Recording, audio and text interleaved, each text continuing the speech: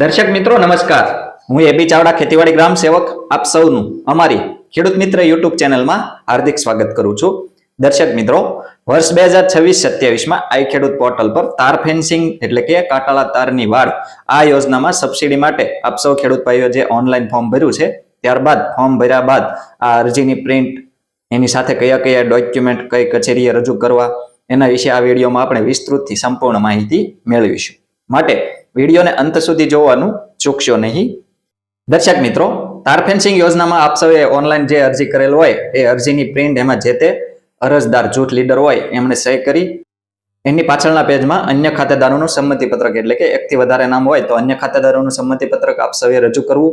ઉપરાંત જેટલા ખેડૂત ખાતેદારોનો સર્વે નંબરમાં અરજી કરેલ હોય તમામના આધાર કાર્ડની નકલ, જે તે જૂથ લીડર અરજદારના બેંક પાસબુકની નકલ અથવા રદ કરેલ ચેક, ઉપરાંત જેટલા સર્વે નંબરનો આપ સૌએ અરજીમાં સમાવેશ કરેલો હોય, જેટલા સર્વે નંબરમાં આપ સૌએ અરજી કરી હોય એ તમામ સર્વે નંબરના 7, 12 અને 8ના ઉતારા નવા, ઉપરાંત ડીમાર્કેશન વાળો નકશો, તમારા જે તે સર્વે નંબરનો ડીમાર્કેશન વાળો નકશો આપની પાસે હોય તો ઠીક છે, ના હોય તો આપ સૌ જાતે બનાવેલ નકશો એમાં સ્વ પ્રમાણિત કરાવીને રજૂ કરવાનો રહેશે.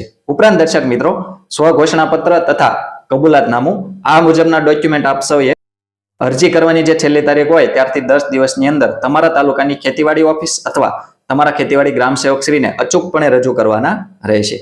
આ ડોક્યુમેન્ટ આપ સૌ રજૂ કરો ત્યારબાદ જ આપની અરજીની આગળની કાર્યવાહી કરવામાં આવશે, આપને પાત્રતા આપવામાં આવશે. આથી આ તાર ફેન્સિંગ યોજનામાં જેટલા ખેડૂત ખાતેદારોએ અરજી કરેલ હોય એમને મારી નમ્ર વિનંતી છે કે અરજી કરવાની તારીખ પૂર્ણ થઈ ગઈ છે. 10 દિવસની અંદર આપ સૌએ આ મુજબના ડોક્યુમેન્ટ જે તે કચેરી ખાતે રજૂ કરી દેવા.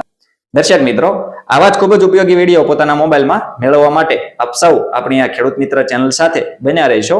આપણી આ ચેનલ સાથે બન્યા રહેવા માટે આપણી ખેડૂત મિત્ર ચેનલ સબસ્ક્રાઇબ કરવા વિનંતી. જો આપ સૌને અમારો આ વિડીયો પસંદ આવ્યો હોય તો વિડીયોને લાઈક કરજો અને વધુમાં વધુ ખેડૂત ભાઈઓને આ વિડીયો શેર કરવાનું એટલે કે મોકલવાનું ભૂલશો નહીં, જેથી દરેક ખેડૂતો સુધી આપણા આ વિડીયોની માહિતી પહોંચી જાય, તેઓ આ તારની વાડ યોજનામાં આ મુજબની પ્રક્રિયા કરી સબસિડી મેળવી શકે છે. ઉપરાંત આ વિડીયો બાબતે કોઈ પણ પ્રશ્ન કે મૂંઝવણ હોય તો કોમેન્ટમાં આપ સૌ અમને જણાવી શકો છો. અમે આપ સૌના પ્રશ્નોના સંતોષકારક જવાબ આપીશું. આભાર.